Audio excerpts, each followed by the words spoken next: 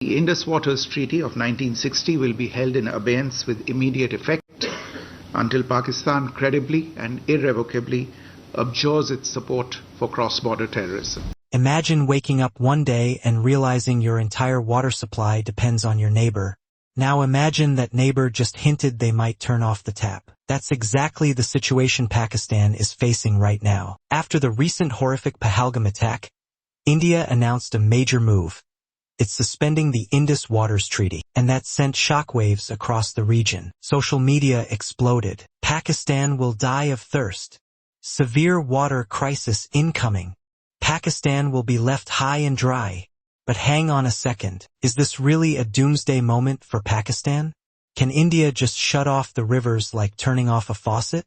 Let's break it down. What is the Indus Waters Treaty anyway?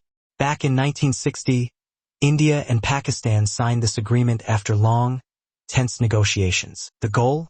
To share the waters of the Indus River system fairly. India got control over the eastern rivers, Sutlej, Beas, and Ravi. Pakistan was allowed to use the western rivers, Indus, Jhelum, and Chenab. Now here's the catch: all three rivers that Pakistan depends on start in India. That makes India the upper riparian and Pakistan the lower riparian. In simpler terms, the water flows from India down to Pakistan. And guess what?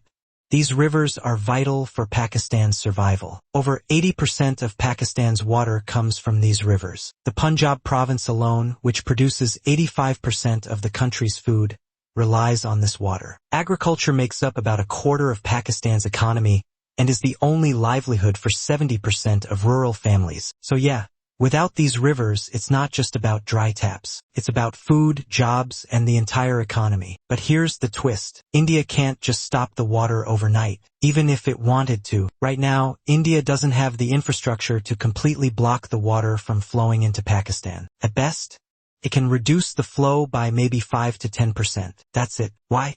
Because under the treaty, India can't build large reservoir dams on these rivers. Only run-of-the-river projects are allowed, which means no blocking, no storing, just letting the river flow through turbines to generate power. Now, if India really wants to stop the water, it would need to build massive dams to store and redirect that flow. But that's not something you build in a weekend. We're talking years of planning, surveying, funding, and dealing with ecological concerns. So in reality, this suspension of the treaty isn't about drying out Pakistan today. It's about sending a message. It's a pressure tactic. India is basically saying, get your house in order. Stop supporting terror groups, or we'll come for the one thing you can't live without: your water. It's a warning, not a weapon, yet. And someone summed it up perfectly on X.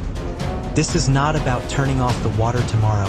The tap is still open, but the restraint behind it has been lifted. Let that sink in. The water may still be flowing, but the promise that it always will? That's what's now in question. And for a country like Pakistan, that uncertainty might be just as powerful as the water itself.